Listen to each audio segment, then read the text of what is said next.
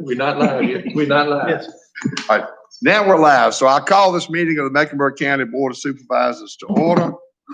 I want to remind you all, if you would, please to turn off or mute your cell phones so we don't have those interruptions during our meeting. At this time, I would ask that we all stand for the pledge to the flag.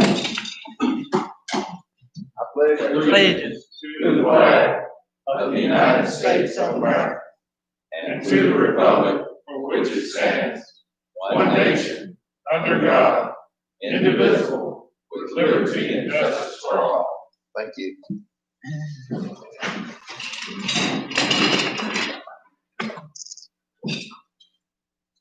All right, board, you have in your packet the minutes of the October 13th meeting. Hope you've had a chance to review those. If there are no corrections to those minutes, the chair would entertain a motion to approve them. Chairman, I motion we approve the October 13, 2020 minutes. We have a motion to approve the October minutes. All in favor of that motion, say aye. Aye. Thank you. The agenda you have before you, I don't have any additions or deletions to that agenda. Does anyone have anything? Yes. Yes, sir. Staff would like to put under myself a budget and finance matter, which is the bonus for the law enforcement officers we have that I sent out to you all on Friday. So if you could put that under mine, constitutional officer update Okay, so that will be, or sheriff's update. that will be number 11. Sir. Okay.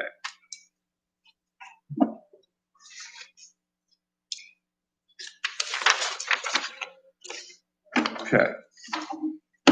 Anyone else have anything they wish to add at this time? If not, we need a motion to adopt the agenda as amended. Mr. Chair, I so move. You heard the motion. All in favor, say aye. Aye. Opposed? Thank you. Our first order of business is a discussion of the courthouse statute. As you know, we've all know we've had a public hearing on that matter. And essentially we have two resolutions to come before us this morning. One of those resolutions would relocate the statute. The other resolution would leave it remaining where it is.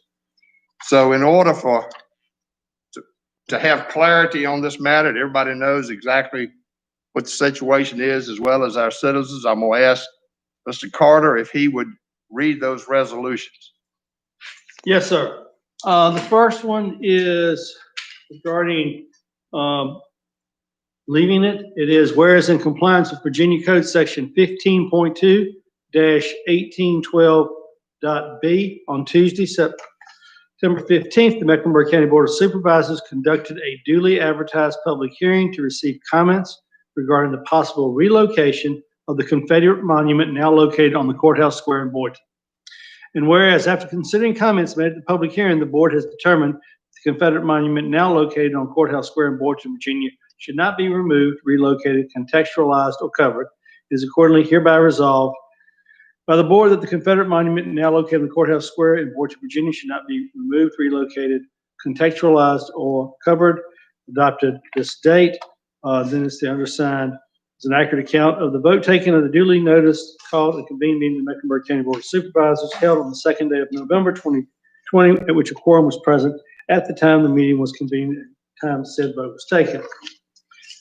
The second resolution, whereas in compliance with Virginia Code Section 15.2-1812.b, on Tuesday, September 15th, 2020, the Mecklenburg County Board of Supervisors conducted a duly advertised public hearing to receive comments regarding the possible relocation of the Confederate monument now located on Courthouse Square in Boynton, Virginia.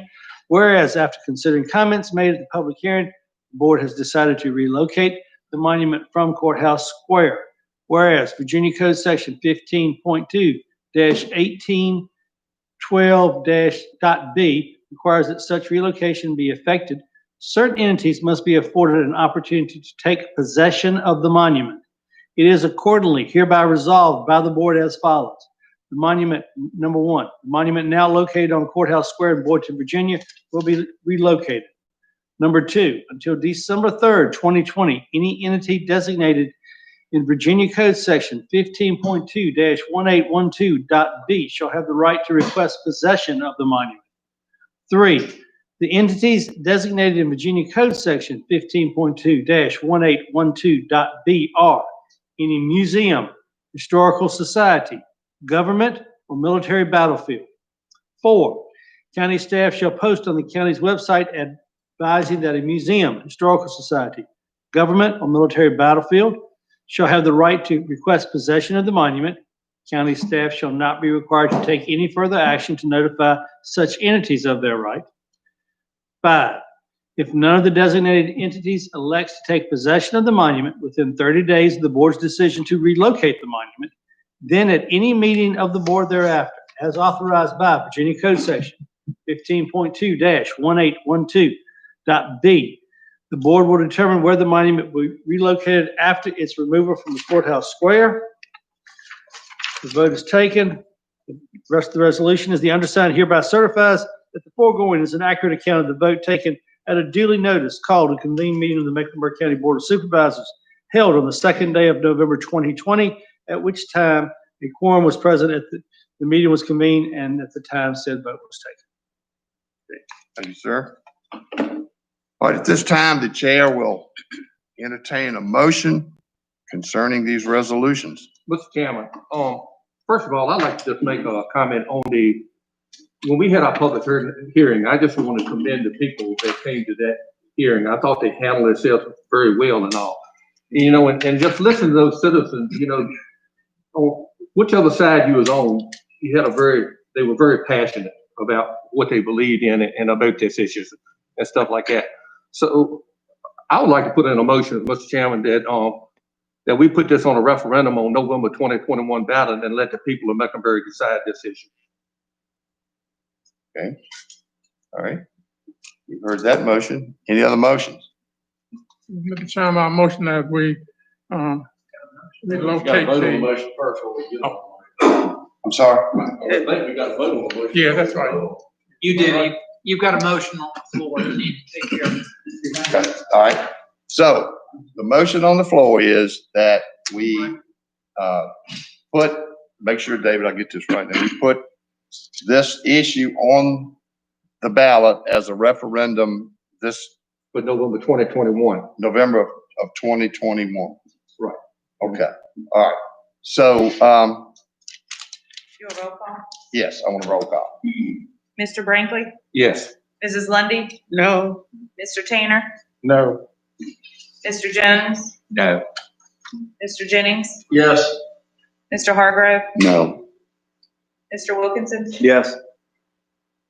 Mr. Spain, No. Mr. Barber. No. All right, the motion is defeated. 6-3 denied, sir. I would just like to make a comment that, and I was really torn on this issue. That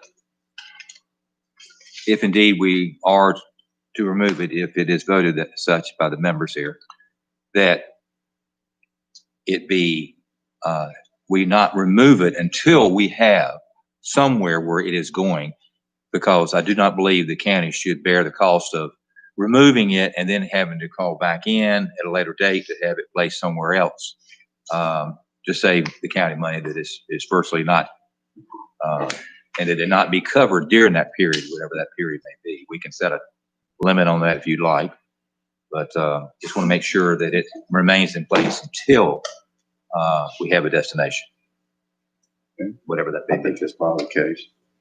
Okay. Mr. Chairman, I motion for the relocation of the federal statue from the courthouse.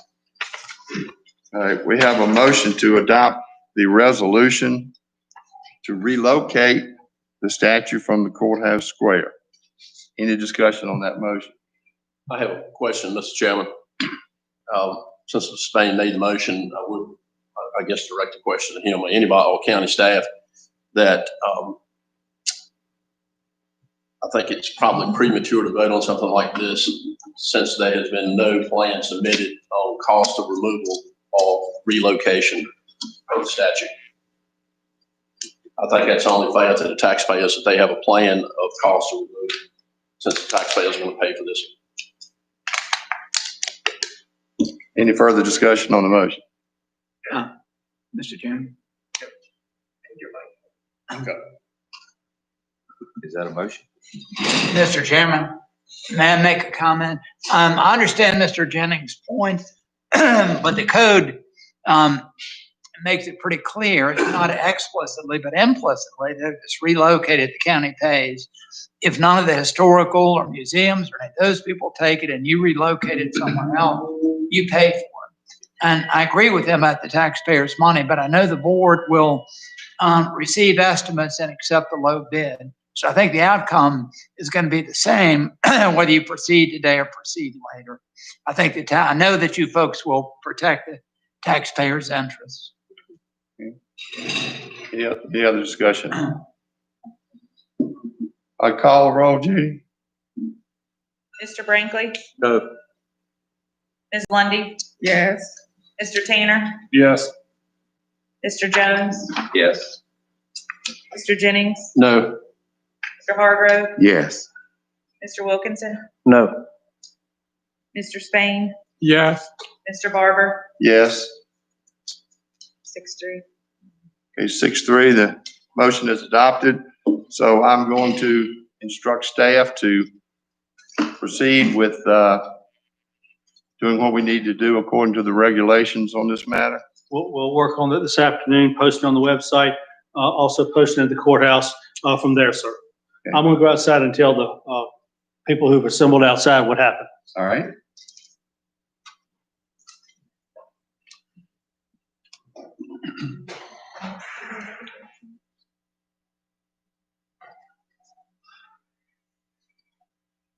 We'll wait till he gets back here before we.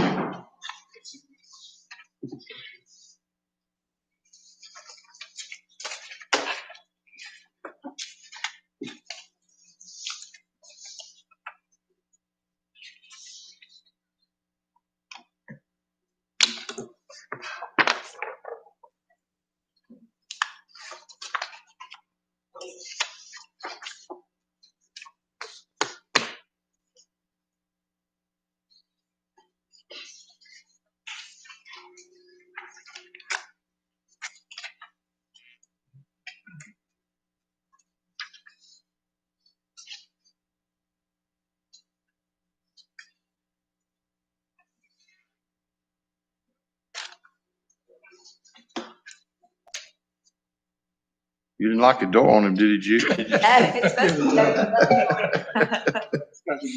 feel he's gonna want to come back.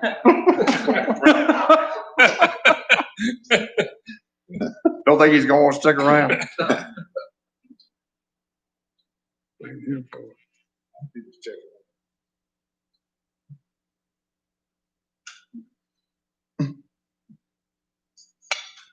Well, she's not gonna be able to get him in until he's ready to get in.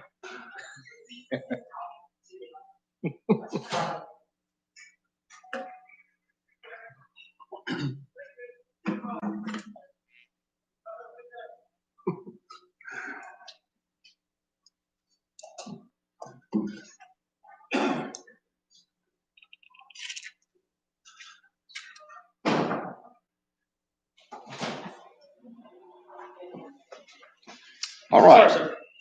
Okay, thank you.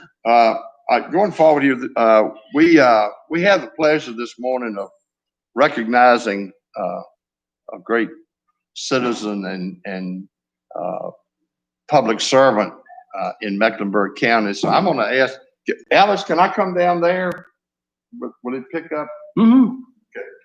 Yes, sir. Ask Ross Wells and his lovely bride, Arlene, to come down, please. I'll usually share a little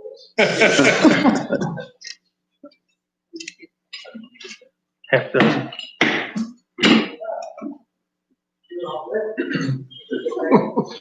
I'm gonna try to, my glasses are fogging up, so I'm gonna do the best I can. This is is a resolution from the Mecklenburg County Board of Supervisors. This whereas the Mecklenburg County Board of Supervisors does hereby wish to honor Mr. Russell Wells for his many years of time of service to the citizens of Mecklenburg County.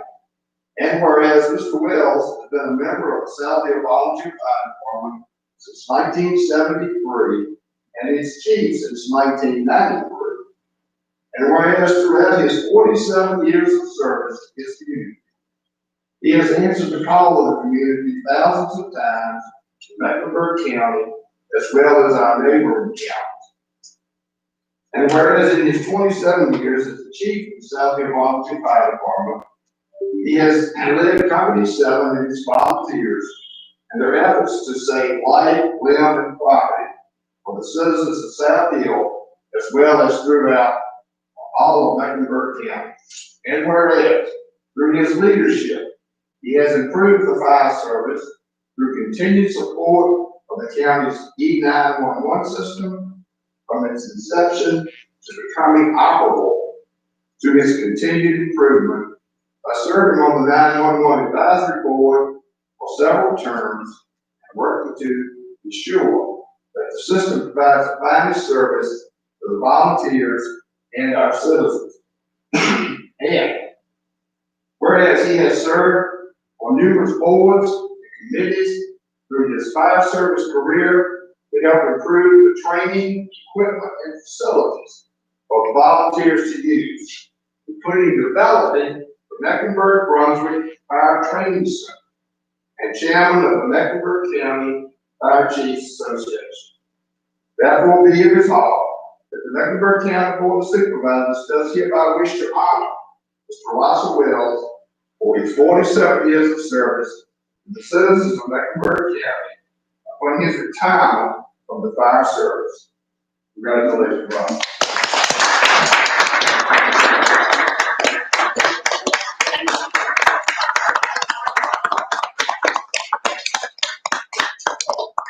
I'd like to thank all of you. You'll play like Mr. Board. You know, always supporting us. You gotta really speak up because you don't have a mic. Here you go. Y'all really supported us through the Mecklenburg County Fire Chiefs Association. I had good people to teach me. Jimmy Crowder and my daddy were fire chief before I was. I'd like to say one thing before I go, if I could. You know, the first meeting I had to come to for the Board of Supervisors in the old school building, I had been the fire chief about 2 years, and they asked me to be the speaker. We were going to ask for $96,000 to be split among the East Fire Departments. So, you know, you try to get all your answers ready for any questions you might get. Well, we went up there, and all the fire chiefs sat behind me. And quite frankly, I was real nervous. It was my first time in front of y'all. So I got up and explained everything. A couple of people asked questions, didn't have any problem. Mr. Blaylock raised his hand.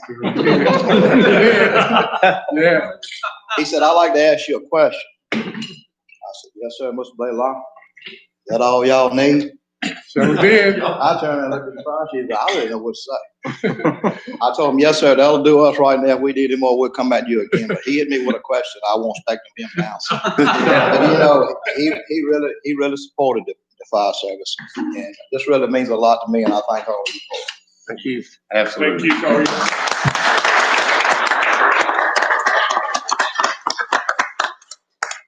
Take care, friend.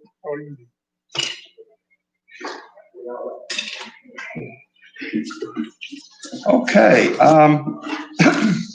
also we have with us this morning, Mr. Nichols, our school superintendent. He's gonna give us an update on our project. Welcome, sir.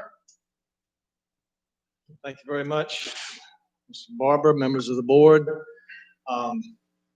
You can see as you look that the Board of Supervisors are updating your equipment so that you'll have widescreen televisions instead of projection units in the near future. So rather than try to set up something that you couldn't see very well, we're going to postpone the update with pictures and just give you an overview. In all reality, the update is more than anything, just that we are continuing to make good progress. As you've traveled up and down 58, most of you probably seen the buildings are going up very well. The very back buildings, which are the gyms, are the middle school gyms are complete except for the roofs and the bricklaying. That's going to all come later. Where we're now putting the cafeterias in between. The roofs are going up on some of the cafeteria projects. The roadways are looking very nicely. The various ponds that are being used for runoff are coming along very well. So we're very, very pleased. Everything is at this point still on budget and on time. So that hasn't changed a great deal. So we're very, very thankful for what we've got going on there. The recent rains have caused a couple of days when there was very little that could be done in all of the mud. I've usually gone through myself each week and gotten some pictures to use for updates. And even with four-wheel drive, I couldn't get through some of the places I usually would get. So we are still making progress. That's the good news. I also want to give you a little bit of update on some of the things related to the schools, because I know everybody's very interested in this. We are one of 12, I believe, school divisions in the state of Virginia that actually were able or chose to start with students coming face to face at the elementary level.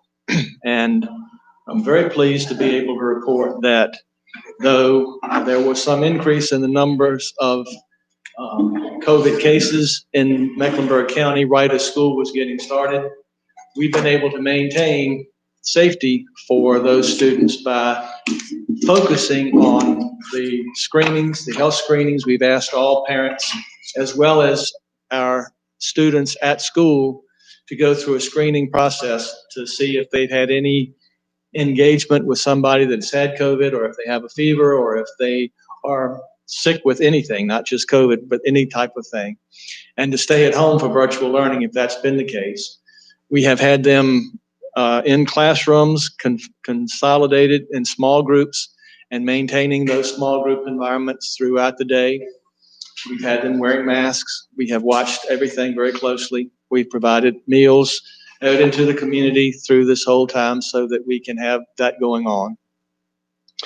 We were not able to do the same for the middle and high schools because, number one, middle and high schools have had traditionally students changing classes, and you can't maintain that same degree of safety opportunity for students in middle and high schools as long as they're changing classes.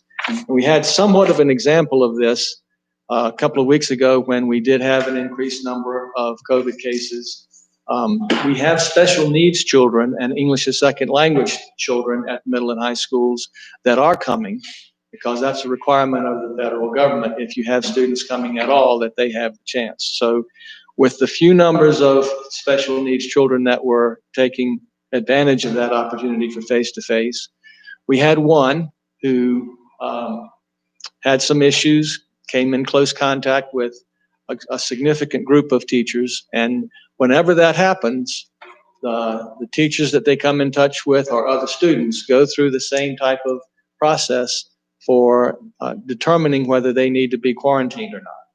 And whereas at the elementary level, when we have students confined, and we have had positive cases, though none of the positive cases by our tracing activities indicate that they caught anything from the schools. They can, of course, catch outside, and we do the tracing. And in those cases, we have had on 3 occasions classes that have been quarantined to do virtual learning. The teachers have done virtual learning, the classrooms have done virtual learning, but we quarantined them for safety's sake. When we move into an area where students are moving about a lot more, then instead of taking typically 1 teacher out, it took out 8 at the secondary level. We had that happen 2 days in a row. So you can imagine that's one of the issues that we have to deal with when we're looking at that. Now, on the other hand, we have roughly 40% of our students that are learning virtually. And many of those students, even with the best of technologies that we can provide for them through the cell phone service and hotspots and so forth, many of them are struggling with virtual learning. And so we know that it is important to be able to get students back face-to-face as soon as we can do so safely. Recently, we have worked on a plan that we hope to be able to bring the middle school students back in by doing some rescheduling and having them in confined quarters as well, with one class being together for all of that. So that's a plan that we still have to do a lot of surveys of the parents and others to see how many students choose face-to-face, or as opposed to bringing them back, staying virtual. And so we're working on that. We'll see if we can pull it off. We'd like to do it in Thanksgiving. And then when we look at second semester, we'll look at some other opportunities for others to be able to come back in. But it is a very difficult process, and we're doing the best we can for each of them. Right now, we have some very good movement forward, and we're trying. It's a situation that I'm trying desperately. Yes, you can imagine the teachers are among the ones that are very anxious about health concerns.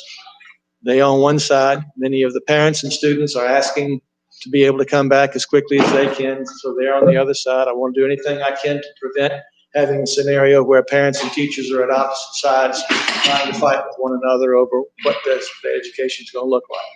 But it's difficult. It's difficult all over the state. We're continuously watching the numbers as they are going up. And that's going to always be a concern, is how the numbers go up and what happens. We're thankful to John and the emergency services because they give us a heads up each day on what the numbers are. You get those same reports. We watch those daily and are looking to continue to make sure that students are safe, but also having the opportunity for an education. We will be closed entirely tomorrow for the polling stations. No virtual learning, nothing. It's a holiday as far as schools are concerned. We did have to test the system last week with the remnants of the hurricane coming through. We shifted. All school buildings were closed, but we did have virtual learning. Teachers were teaching, students were learning on that day. We will have that opportunity from now on. I'm guessing that there will, from this point on, always be an opportunity for parents to choose for their children to come to school or to attend school virtually. I don't think even after this is over that we'll ever say all students must come back face to face. I think parents will have that option. It'll be some significant adjustments. Although having now had the opportunity to have to teach their own children or find things, I don't think many parents will find that they want to do their own virtual learning because it's a task. And so we will see what the future holds. But I will assure you, with the focus on career and technical education and people learning and going through the 6 career academies to be prepared for the future, that what we're building on that hill is going to be worth every dollar for the future of Mecklenburg County education. So if you have any questions, I'll be glad to answer them. Any questions? Those schools that are our polling places will have staff there to open them for everybody and be open all day, correct? That's correct. A question, what percentage of the students on virtual learning you say for the county? Well, it shifts from school to school. It's interesting.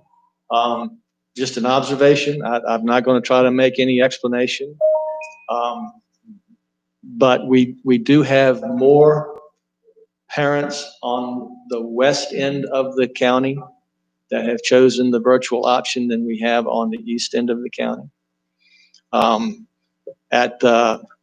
At Bluestone High School, it's close to 60% of the students that have chosen, or parents that have chosen for their children to be virtual. On the other hand, some of them on the west end are only about 35%. Overall, it's about 40 to 42% of our students. Okay, thank you. Is there any, we're doing the virtual at Clarksville Baptist Church for like 9 or 10 students. But they have days that they have no internet. Is there anything that can be done about that, looked into? You mean the church doesn't have internet?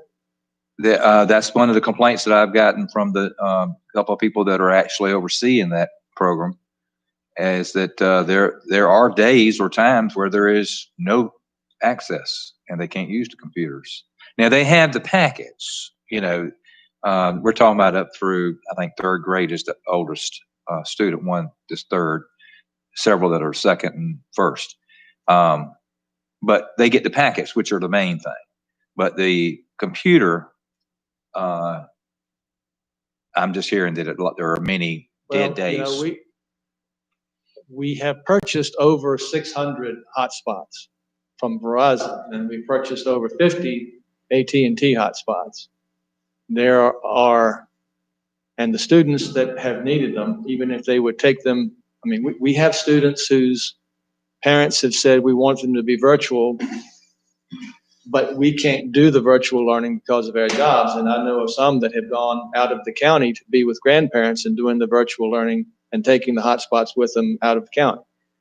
And that's fine. We want them to be keeping up. We're keeping up with them wherever they are. But we don't have control over how well or not well Verizon's service or AT&T's service or whoever service is coming from. I mean, we're providing everything we can.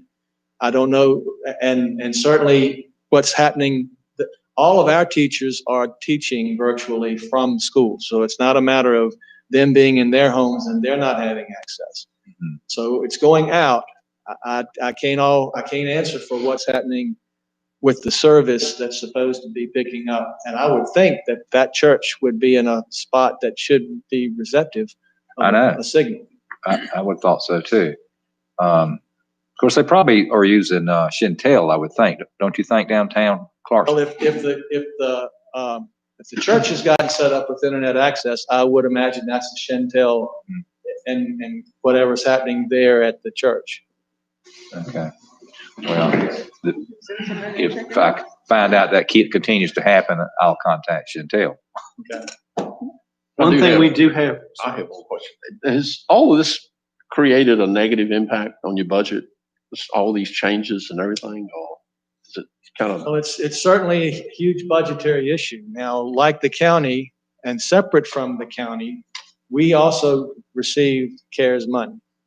The state has also come up with CARES money. So there's federal money and there's other, and that has helped us with purchase of technology. So has that balanced it out or not? It has helped tremendously. Right now, we are mostly concerned that our ADM drop because, as you know, our funding is driven by ADM. We, at this point, and we're just It's about 11, 12,000 a child, I guess, isn't it? well, many things fit into that whole piece, Roughly. but it's something close to that, yes. And so we will be watching that number through the year. Every student that is virtual, though, gets full ADM. We have opened the doors in Mecklenburg County for students that are homeschooled to be able to take advantage of our CTE programs and things of that nature. I am concerned because, CTE above all is a hands-on type of program. And the Department of Education has determined that you can do CTE programs virtually. I'm not convinced that they're right about that. I don't think the students are getting the full benefit of that. So we will be continuously monitoring that to see some of our students, nursing program, cosmetology, and so forth, are continuing to go to the labs and to take care of that. Now, the nursing has been difficult because the places that they have to go to do internships typically are shutting down and saying, no, we can't take you. So there's going to be many issues with COVID that are going to be difficult for our students moving forward, but we're going to keep pushing to try to open those doors. On that note, I was at a CLEO meeting Friday. That's one of the issues across the state. The places they do clinicals, nursing homes, hospitals, all closed. They also cannot do any testing unless you go to Richmond, Norfolk, or DC. None of the proctors are coming out here at this time to do any of the testing for the hands-on. We are open at all of our libraries for the schools. I know upstairs at this one, there's actually one of the classrooms, one of the offices upstairs is being used as a virtual classroom for students there. We have that at all 4 of our libraries going around, so that we are trying to help with that. And of course, we do have the Wi-Fi out in the parking lots. And thirdly, I know with the ADM, just as the General Assembly left, they did state that they would not change the funding on the ADM through January based upon the preliminary results. That was one VACO fought for greatly. Every school system, to the best of my knowledge in the state, is concerned about ADM. It could end up being the per diem is different or something, I'm not sure, because everybody's having the same issue. Everybody's ADM from the most metropolitan to rural is down. Would you agree, Paul? Absolutely. So that's gonna be a statewide issue. That's probably gonna be redone when we go back in the General Assembly in January, This is going to be a General Assembly to watch very closely on things of that nature. Yes. because everybody's got the same issue, and how much money that is, everybody's pushing the same things, and everybody's numbers preliminarily are down. Some, yes. Yeah. We budgeted to be down, Mhm. and so we have not cut under what we have budgeted for at this point, but we are. But a lot of places, I think, are based upon the fact that they were right at the number. So we are very thankful for the ongoing support and looking to build out of this with the future that we've always discussed for things going on. We have internet cafes as well in our gyms at the high school level. And we're using those as much as we can, and giving people an opportunity to come in and work with us in those areas. One question, in the past, Brunswick County had sent a student for a fee to educate. So is that number of students from Brunswick County the same, or has it decreased or increased? We have students that come to Mecklenburg from not just Brunswick County, but from all around northern North Carolina. Okay. They pay tuition. In fact, the state limits us to how much tuition can be charged. And we're charging right at that amount for each one of the students. That number did not decrease. I think in part because, and we had more requesting because we had students that were coming face to face. Now, the specific school that's getting the most of that number is La Crosse Elementary School. And we have maxed out La Crosse Elementary School. It's the only one over the past 2 years that's numbers have increased. And they haven't just increased because of numbers coming outside. So everybody that was a new request to come in, we have suggested they look at South Hill Elementary School. We have room at South Hill. And we have some that have done that. I don't have with me specific numbers to give you, but we have had some additional requests. Okay, thank you. Mr. Nichols, the students, elementary students that chose to go virtual at the beginning, can they come back in at any time or have any? In order to be able to set our classrooms up with the appropriate distancing that is there, which is at least 6 feet apart. So we're looking at no more than 15 to 16 students per classroom. And again, that varies from school to school. Most of our classrooms, because of virtual opportunities, have about 12 in a classroom. And each teacher has virtual students and they have their students in their class. That's tough. That's tough. I'm going to tell you. I know our police department has worked overtime. Our emergency services have worked overtime. Our teachers are working harder than they've ever worked before to make the adjustment to this, as well as the aides, the cafeteria workers, the administrators. Everybody has really pulled together and has worked hard on this. And so we're working on that issue, but in order to maintain the way we've scheduled the smaller number of students, we had to say at the beginning of the year, we want to give you the opportunity to make a choice, but you're going to have to stick with that choice for a complete semester. When we come back to second semester, as we're getting closer to that, and the second semester in the past has always been coming back from Christmas. We started before Labor Day weekend. We've closed first semester at Christmas. This year, we postponed in order to help teachers get trained appropriately as possible. You never have enough time to train for virtual learning, but you train as best you can and then you work your way through it. So we postponed until day after Labor Day. That puts off the end of first semester until toward the end of January. So second semester will start in 1st of February. And we will be giving, depending on the COVID numbers, again, we could have a sharp increase. It's happening in many states across the nation. So we have to watch that. But if the numbers do not get too sharply increased, we will look to give parents the option of coming back at the elementary level. We may, if we get a significant number of increase, we may have to shift the schedule so that there'll be an alternating block, A-B block, so that half would come one week and then the other half would come the other week, and they would continue. They're not doing they're not having a week off. They're continuous learning. But they're just virtual 1 week, and then so that we can maintain low numbers. And that's what we would be doing if we move the middle school back in as well.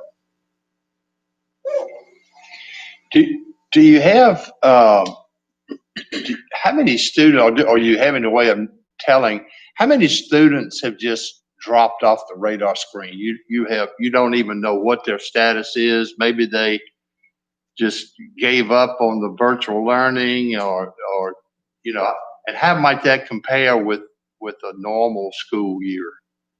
We don't have a huge number of dropouts.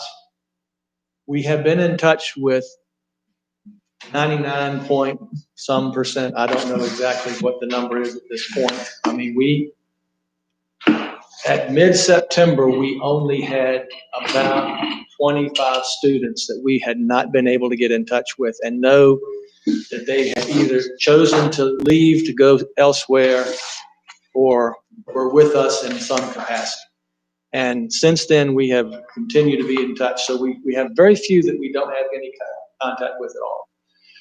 But we are seeing, as I mentioned earlier, that of those who are with us choosing to learn virtually, there are a significant number that are struggling in order to get the work done that needs to be done. And it's a continuously sort of a moving target, because teachers are having to make adjustments as well of many types.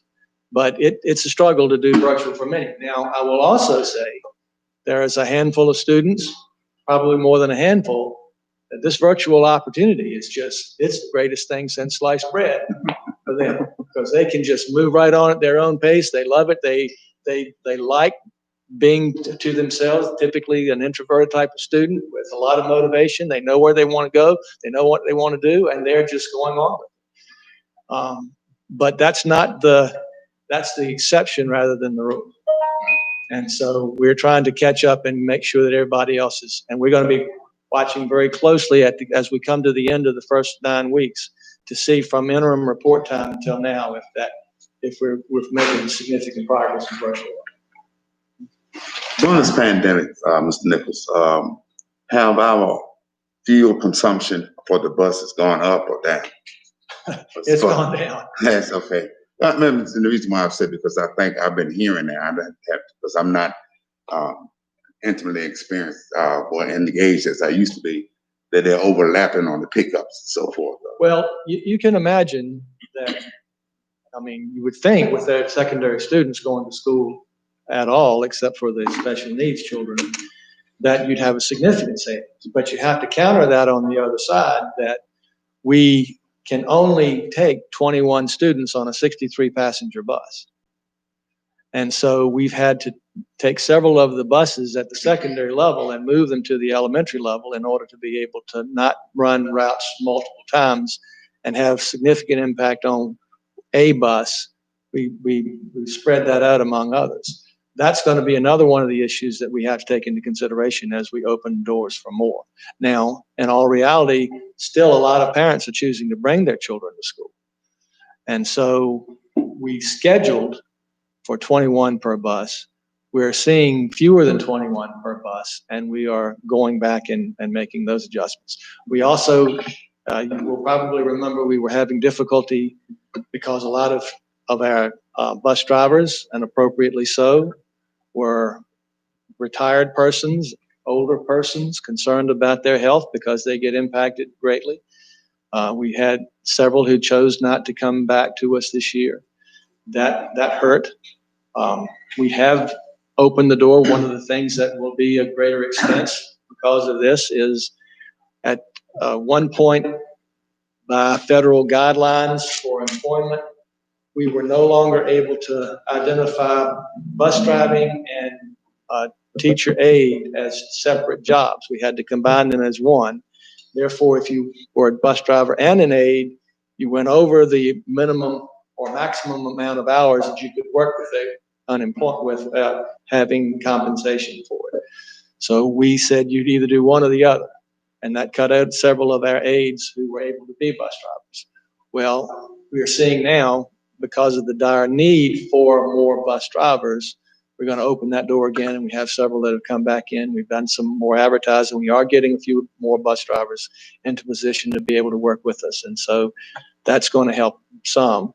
It's difficult to get those persons tested because the DMV doesn't open doors for specific things. It takes about 3 months to get everything for licensure. And so it's always something else going on. Any other questions? Okay, thank you very much. Okay, Mr. Carter? Yes, sir. First, you have the building permit report. That was a handout, each one of you. Permits are still up. I am happy to say our new building inspector did start work today. So we have 3 inspectors. We are advertising for another position downstairs in the office down there. So if you know of anybody who would be interested, let us know. Okay. If you have any questions on that, you have the zoning administrator's report. Only major difference was in fees there. That's because we had a cell tower, which is paid for by the review is paid for by the applicant. I am happy to say we were able to adopt out about 85% of our cats and dogs last month. That's probably one of our better months. You do have the sheriff's report. You have his calls, which were roughly 3,250 calls for service last month. A little over 2,000 checks. And you have traffic and other summonses. This past month, we had 431.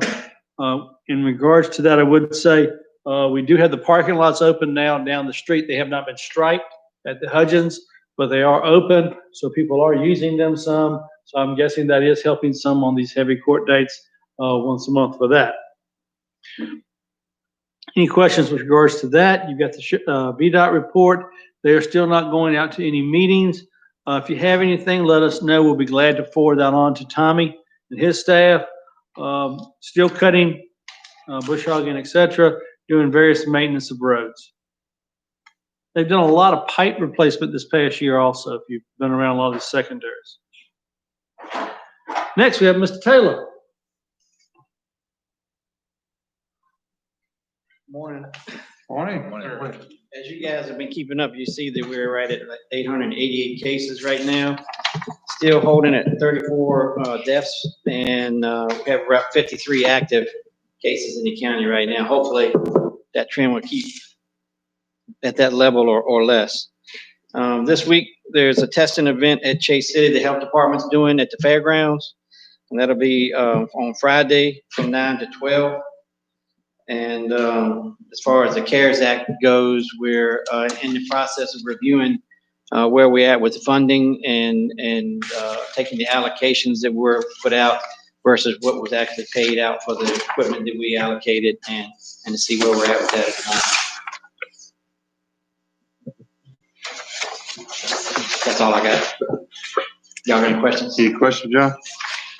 How many on an average day in the last month or two have been hospitalized with the COVID-19? They don't give me hospitalization numbers, so I'm They not don't. sure. Okay. As you remember, a month ago, we were 100. Then we dropped down to about 30s. We're back up into the 50s again. So what I could say is that right now, as far as my knowledge, we don't have any active outbreaks at the moment in the county. So what you're seeing now is community spread. And has been used, probably say for about the last month. I'd say 3 weeks. Okay. So, Okay, any other questions? Thank you, sir. want to thank John and the CARES Committee. Done a lot of reviewing, running down towards the end. Some of the things you have seen are the broadband we're adding. We have several projects that are going in right now through Empower. 2 other projects were approved last week, as I sent out to you all. One over in the Hall Road area there. That one is being just Empower, and the other one is on 58, running from Clarksville back to Boynton. That's also Empower and Mid-Atlantic Broadband, and then we have a third grant application in at Chase City for Wi-Fi there, but that has not been approved yet. Okay, so we do have we are putting in a lot of fiber throughout the community as part of this. All told, it's probably with the 1.3 there, about 2.5 million, a little over 2.5 million right now, John, when you say that we're funding through CARES Act monies. Great. So that will help, hopefully, Paul.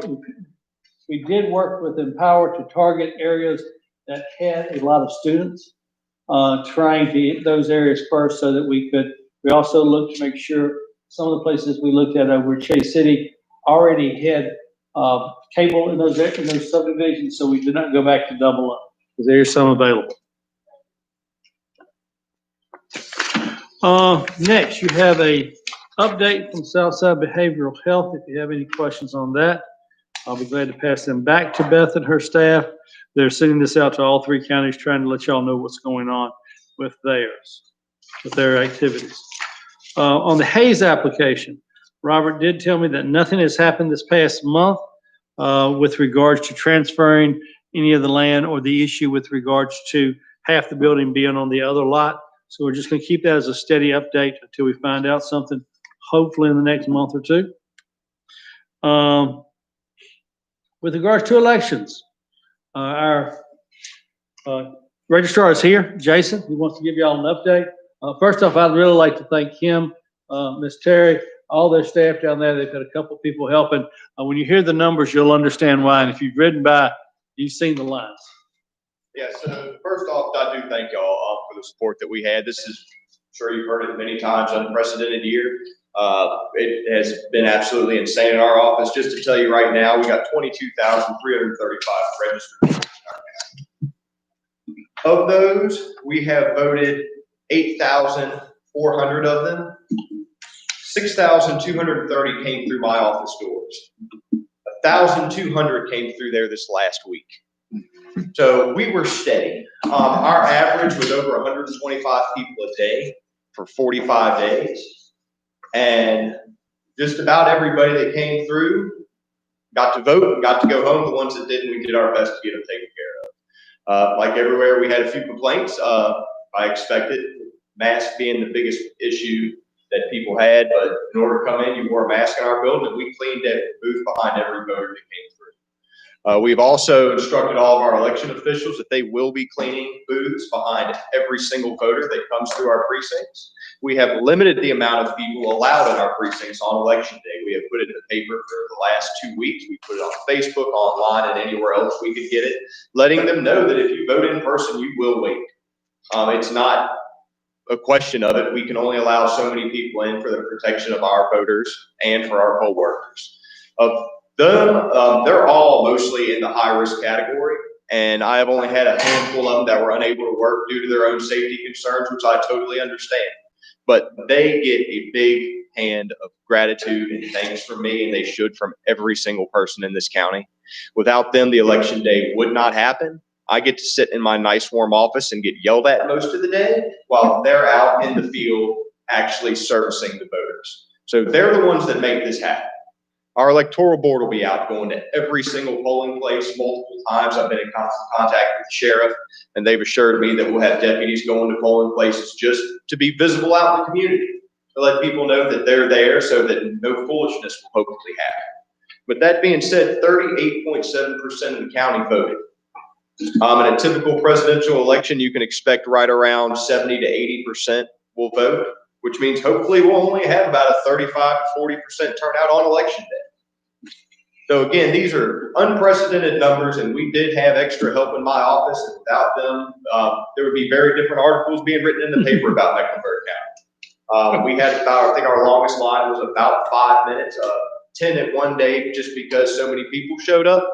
But we were able to handle the traffic at our current location. I still want the new one. But we were able to handle it very well, and traffic control was there, and people behaved very, very well. So I'd like to thank all the citizens that showed up and bared with us during this very new experience. And I'd like to thank again the board and everybody for their support of our office. And if y'all have any questions for me, I'll do my best to answer.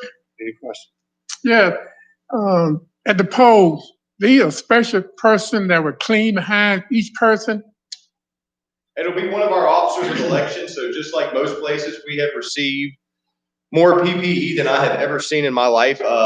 We have those Clorox wipes by the abundance, and we also have a special disinfecting spray that we sent out to all the precincts, and all of our election board officers will be carrying extras to replace as needed to replenish. We've also working with a local person to try and clean some of the facilities after we use them, just as a nice service and thank you for the churches and places to make sure that they know that we appreciate them letting us use their facilities. Okay. All right. Thank you. Thank you, Jason. Thank y'all. Y'all have a good day. I think we can all attest, Jason's, at 8:15, the line is already out in the parking lot. Most days is about a half a dozen before he even opens at 9.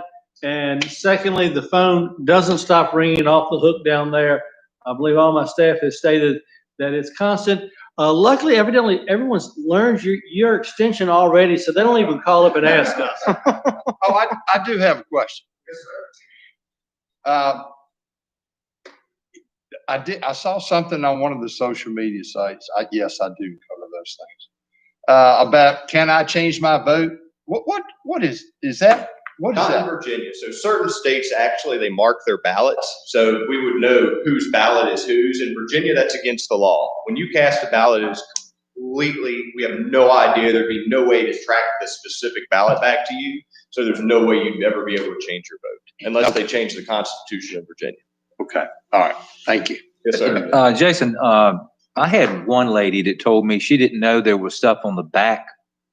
She had one side. I'm going to put this as nicely as humanly possible, which I have not been able to do very recently. I can lead you to water, but I can't make you think. The ballot has at the bottom, vote both sides of the ballot. When I hand out a ballot to a voter, our people have been instructed to do it, and I personally hand out about 4,000 ballots. I say, here's your ballot and a pen. Please remember to vote both sides of the ballot.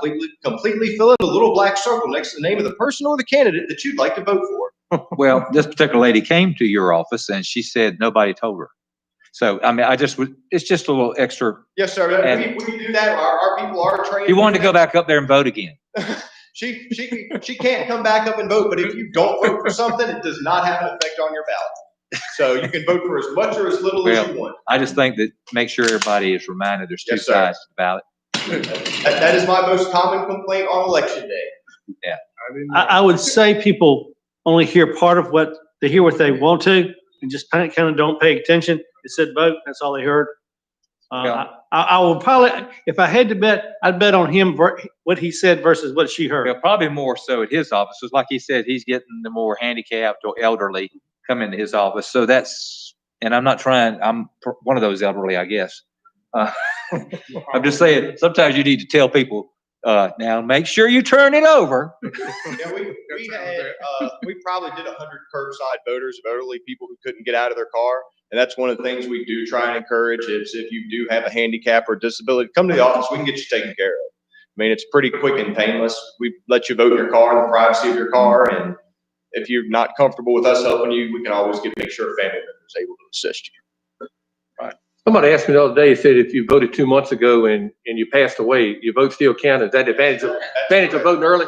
So if you do vote early and you pass away, again, we don't know whose ballot is whose. And I can't open the machine door. That's a good question. All right, Jason, thank you very much. Thank y'all very much. Have a good day. So with that, I guess, David, with that, it's kind of like in Cook County, Mayor Daley used to say, vote early and vote often. That's right. Yeah, so that one you can get counted. One last thing I have, is the sheriff's update. This is regard to the most recent General Assembly that just left. As part of the special session, they funded in the current budget a one-time $500 bonus payment effective December 1 for compensation board funded sworn positions in sheriffs, regional jails, things of that nature. It's a one-time bonus on that. We have approximately 30 officers who are sworn comp board positions. And then we have, I think, 21 more that are county positions. In the past, we have always funded those the same. Whatever the raise is for one group, it is for both groups. We do have some non-sworn positions down there. They would not be covered by this because it starts to lap over to other departments, et cetera. But staff is requesting approval of the bonus for all the sworn law enforcement officers, which have, of course, arrest powers, correct there? That's how y'all look at that. Sworn law enforcement officers have arrest powers. This would only be for full-time, not part-time. We have a number of part-time, but the comp board doesn't pay for part-time, and this is a full-time position, funded position. So staff would like a motion on that. Usually we would have brought this to Mr. Spain's committee in Budget and Finance, but this came out Friday, and with y'all already meeting this morning, it's rather short notice, so we just thought we'd put it here. It has been done in the past. You cannot supplant the $500 one-time bonus for the comp board positions with the fact that you already overfund them. The state, the language says that as part of it, that there is no supplanting of existing funds. And it says that in here. Is this considered a supplemental appropriation, Mr. Carl? Yes, sir. So the motion needs to indicate that it's a supplemental appropriation? Yes, sir. Okay. All right, so we need a motion then to go forward with the bonuses. Chairman, I'll make a motion that we give a one-time $500 bonus supplemental on the budget. Okay, you've heard the motion in discussion. All in favor of the motion, say aye. Aye. Opposed? Thank you. All right, anything else, Mr. Carter? That's all I have, sir. Thank y'all. You've got in your packet board the Roanoke River Service Authority minutes from September, and the Lake Country Regional Airport minutes. I think, Mr. Jones, you had a comment on that. Yes, in the minutes, if you went through the minutes, so that it said that there was no representative since Greg Gordon had stepped down on that board, and that was a misstatement and needs to be corrected. I am the representative of the Board of Supervisors on the Airport Commission, and just want to make sure that that's duly noted. Yeah, okay. I guess their official minutes, you probably need to get them. I've let Mike know about it, but I didn't see it till Friday when I was going through my stuff. Okay, all right, very good. Also in your packet, you have the consent calendar. If there are no questions concerning the consent calendar, need a motion to approve it. Chairman, I'll motion to approve the consent calendar. Motion to approve consent calendar. All in favor, say aye. Aye. Opposed? Thank you. Any public well, that's the end of our regular agenda. Any public comments, Mr. Carter? Not that I received before the meeting, sir. All right, board member matters. Mr. Jones, I'll pick on you today. Well, I'd just like to compliment Mr. Nichols and the job that he's doing. I know that other school systems are not doing near as well as we are as with the virtual or having in-classroom attendance. And it speaks well of him and his group over there and what they're have been able to do, and hopefully can all get all the kinks and everything worked out this semester. And if we have to stay like it is next semester, it'll be a lot smoother. And of course, honoring Mr. Wells was, I think, a great thing, that when we have this kind of service for this length of time, that we should recognize those people in our community that put forth their time and efforts to make this a better county. And that's all I really have. Thanks, sir. Mr. Wilkinson? Yes, sir. Thank you, Mr. Chairman. Just want to hit on what Mr. Jones said about Rosser. Mr. Wells, I personally worked on some fire scenes with him, and people just don't realize how big of an impact he's had on the foundation of the structure of this county. And I've seen him in some pretty tough situations be cool, and really do what he was supposed to do, save lives and limbs and property and whatever else. But I just want to make sure that we really understand how big he was to this community. And what Jason was talking about, 38.7% is already voted. I mean, that is huge. And I think we should all be thankful for that. I wish it was like that every time, not these, contested elections as we have now. People should really always pull their civic duty and do that. It shouldn't be overlooked. I just glad to see that, and hopefully everything will go well tomorrow. I know it'll be a long day for him, of course. Finally about the statue, this has been a hot topic, obviously, for a long time. And we've voted the way we have. But I just wanted to say, I'm not necessarily against the statute at all that's there. I'm not. I'm more against the movement that somewhat is behind it. If you look back in history, all you had to do is history repeats itself every time. Socialism, if you look at how it happened over the years, look at Cuba, Venezuela. I mean, this is identical. It's the same thing. Tearing down statues, terrible revolts, violence. I mean, it never ends. It's in black and white, exactly how it's happened in the past. And I just, that was one of the biggest reasons why, I wanted to vote the way that I did about that. And secondly, I just like to put on there, I've had 0 constituents call me in support of removing that statue. 0. So I have to do what I'm elected to do and represent the ones that have called me, which was a vast majority that said it should be should be left there. So in closing, I had to do what I had to do by representing my constituents, and I feel the same way that they do.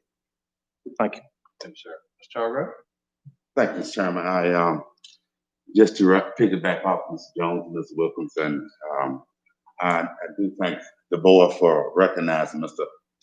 Rossi for the years of service that he done, and also for the amount of money that we have invested into our new schools. The question still remains in my mind: how many people will we have attending in that new school when it's time to open? Just depends on how long this pandemic is going to last. And not only that, I do thank Mr. Taylor, Mr. John Taylor, for each week and each day he advises us as to how many COVID patients, how many have gotten well, and how many have died, and that's a good point of information. And I thank Jason for his efforts. I too was one of the ones. I didn't stand in line long, but I did vote early, so that I wouldn't have to wait until tomorrow and get up at 6 o'clock and run over to the polls.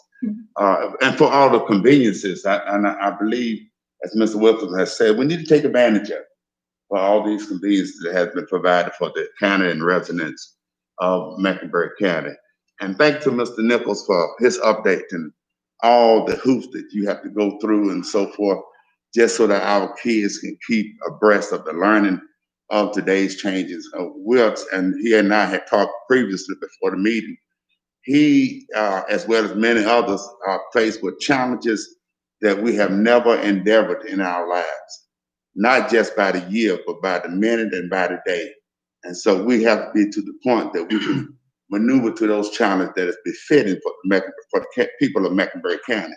And Mr. Nichols, I do thank you for your staff, the Board of Education, and all of the teachers who have done just such as that to minimize their time off and to engage their most powerful resources, that is to give back into, to invest into our young youth of tomorrow's politics and also tomorrow's endeavors. That's all I have, Mr. Chairman. Mr. Jennings? Thank you, Mr. Chairman. I'll begin my remarks with a quote from Condoleezza Rice. And that quote is, "Don't sanitize history by taking down monuments." I couldn't agree more with her. I'll have to say in the 20 years that I've been here, in my opinion, doesn't make it right that this is the first vote that we've had based on emotion rather than logic. We've been dealing with this since May, consuming time and energy. It was started by a flashpoint that shouldn't have happened. And it's, filtered right across the country. I don't know that I care about granite and metal. It doesn't mean a lot to me, but a movement of anarchy and unlawfulness does mean something to me. And I think anybody with, just any kind of reasoning power would have to say that that's what's happened. We got a lot of unlawfulness going on and anarchy. These, it goes under the cloak of a protest, just, riots, looting, destruction of private and public property. Probably 15 deaths during that whole process from the year, the best I could count, because of one unnecessary death that happened that shouldn't have happened by, a bad police officer.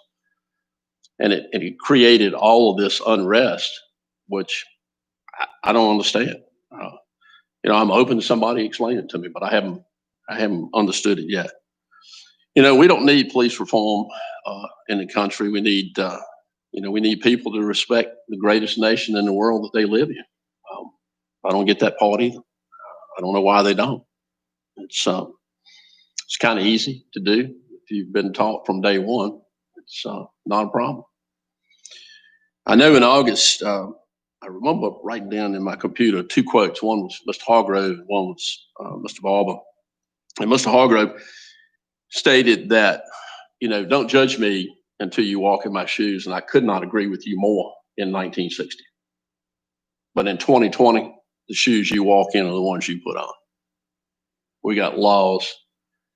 People are more equal now than they've ever been in the history of this nation. And, Mr. Barber, you said that no baby is born a racist. And I completely agree with that. And, somewhere in that child's life, be it at home, through peer pressure, or within the school system, that starts to grow. And I would say it probably happens at all 3. And anyway, we're spending tax money dollars to remove this statue. And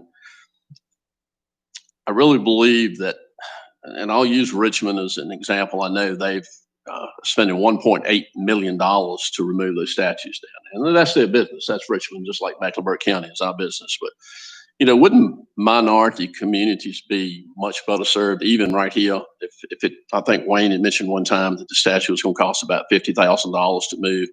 If we created a scholarship for minority child that didn't have any educational opportunities, think about Richmond. If they created a $1 million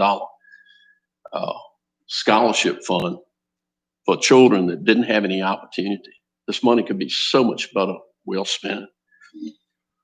I do believe that that in this country that has created a shame culture and political correctness driven by the mainstream media that probably is one of the biggest biggest problems this country has ever faced.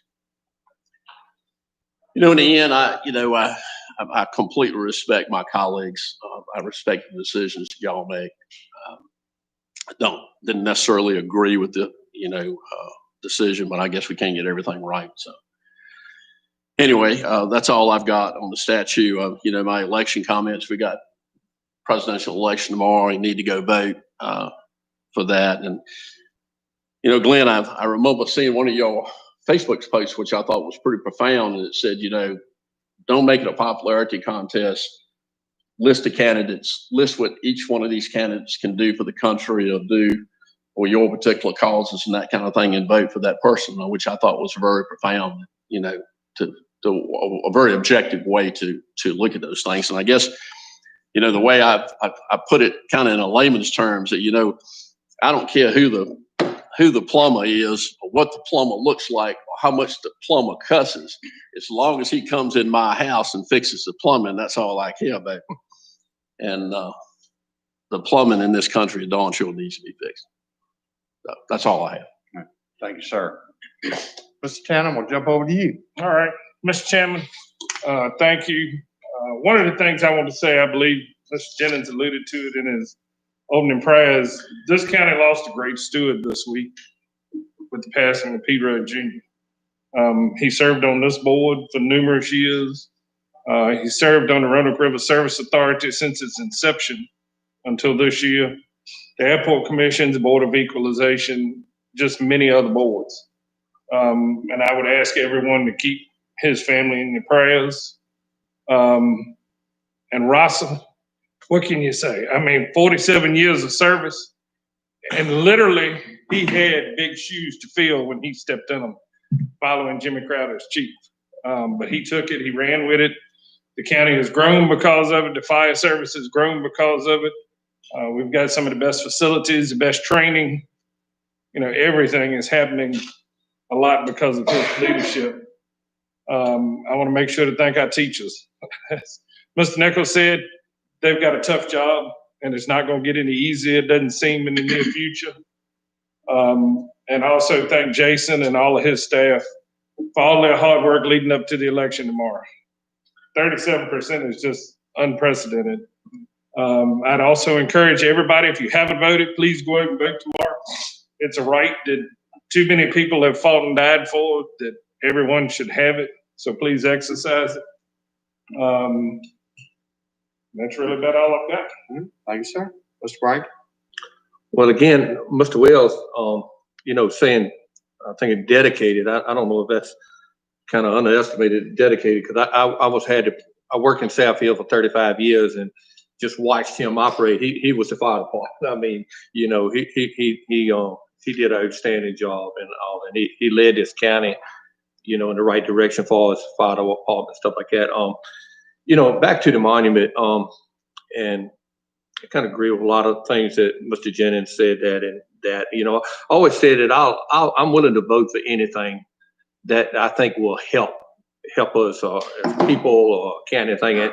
And you know, people can look and see whatever they want to see. You know, anybody in this country can look and look at anything and believe whatever they want to believe. They can look at any of us. They can look at Mr. Hargrave, look at me, and two different people will have two different decisions on what we're thinking. But that, you know, still, you know, if they don't get her to hand or violent or something like that and try to beat me up or something like that, you know, I don't have no problem with that. I mean, they got that right. But, you know, I feel like this has got to stop somewhere, you know, whether it's a monument or whatever. But, you know, I was told, and then I read up on a little bit the other day, you know, there's a church in a bunch of Methodist churches, and I'm a Methodist.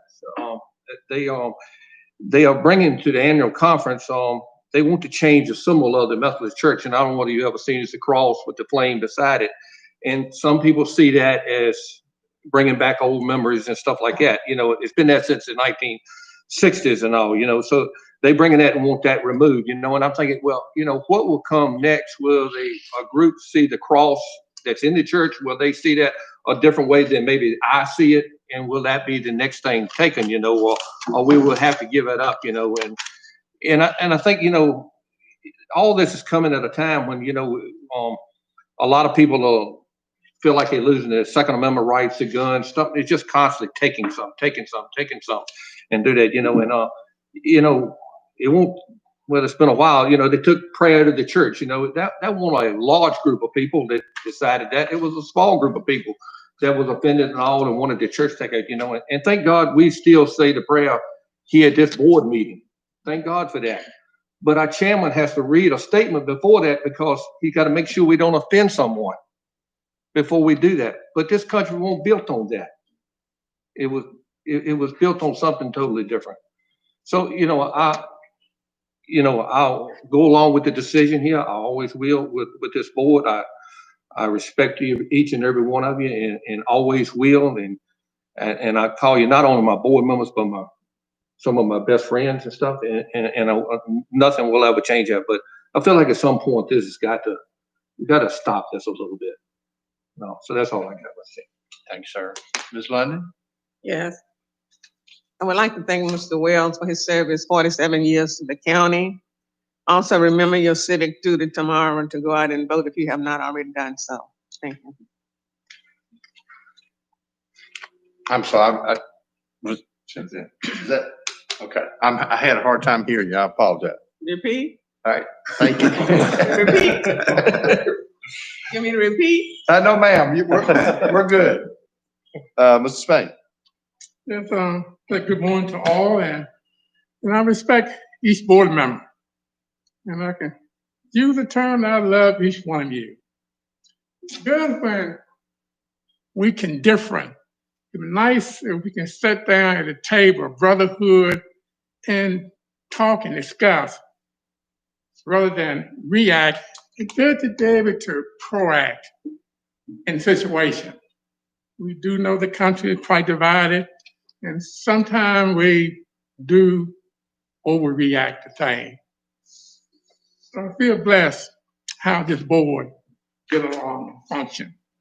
People have to fist fighting over decisions that one made. I'm glad we're not at this point. So thank each one of you for your kindness of heart, for how we get along and deal with one another with issues. And I worked with Peter Rush. He was on the board when I arrived in '96. I worked with him on the Social Service Board. He was a fine gentleman. I liked him. And he, like we are, got along well with the situation. That's important. You know, look at Mr. Well. Is service to humanity the best work of life? What we do for others matters. No matter how we cut it, at the end of the day, what did I do for you that matters? Service to humanity is very important. Look at so many people in this county doing outstanding work. Mr. Wells, our school superintendent. It says a lot for the county to move forward. We have to move together. Different opinion, but we disagree, but we have to still agree for the betterment of the county. That's the end of the day for us. If you have not voted, please vote. It's important. Power of voting is important, even like today. Vote your opinion. Then let's move on. So, as you stated, hope this country will be better united after the vote tomorrow. We won't know tomorrow. Might be in the week before we finally know. But we would know. And I pray that things would be better. Thank you, Mr. Chairman. Thank you, sir. Glenn, can I add another? Yes, you may. I didn't address the statute issue in my comments. I think some of the members that knew my feelings about it earlier thought I would be voting the other way. But something changed me. I have been trying to find a place that, you know, the courthouse is a good place, no doubt about it, for a statue that represents our community in certain regards, but there is a faction that it doesn't represent. And there are, instead of being a good place, I want a better place. I have been talking with other people. I don't want to bring this up, that I've got very positive comments back of placing this statue somewhere else. And if I think it's a more appropriate location, and I'm working on that. And I'm hoping that it'll come about. And if it will, I think everybody will be happy with that. I did get a couple of comments from a person that said that the Appomattox was actually in talks about moving the statues from Richmond. Is that you heard that, Wayne? I have not heard that at this time. Well, I've heard that, but talks. And I think that would be a very appropriate place for a lot of the statues. You know, we don't need to have a Confederate statue in every courthouse, no more than we need something for the Holocaust in every court. I mean, every courthouse. Or there's nothing wrong with having certain locations where it all is together. Appomattox is a prime example. If you really want to go investigate the Confederacy, that's where you would go. So anyway, I'm looking for a better place. I'm not looking to get rid of the statue. I'm looking for a better place for it. Thank you. Thank you. Yeah, please make sure you get out and vote. You know, if you vote and it don't go the way you like it, then you can whine. If you don't vote, it don't go the way you like it, then yeah, I don't want you to hear you whining. You know? It's as simple as that. On the statute situation, you know, sometimes we just have to follow what our heart tells us. And I feel like that's what I did this morning on the statute vote. I have thought about this. I have prayed about this. That's a conclusion and you know, that I came to. And I just want everybody to understand that I would never have voted to destroy this statute. I voted to relocate this statute. And I'm going to go out on a limb here.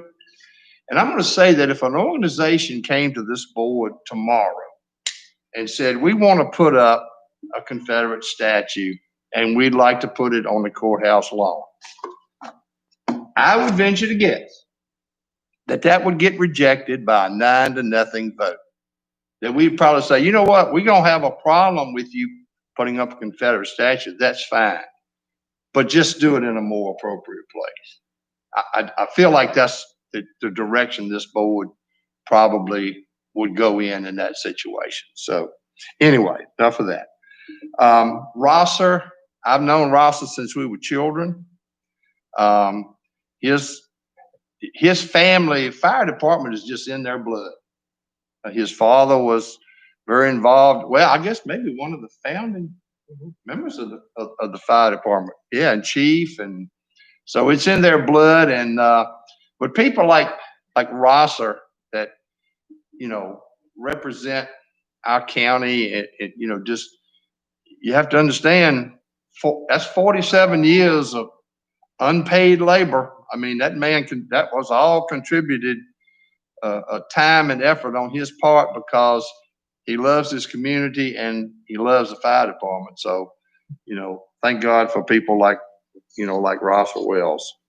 And we've got a lot of them out there in this county too, by the way, a lot of them. Okay. If the board doesn't have any other comments at this time, we do need to go into closed session to discuss economic development, legal and real estate matters. So I need a motion to go into closed session. Motion. Go into closed We have a session. motion to go into closed session. All in favor say aye.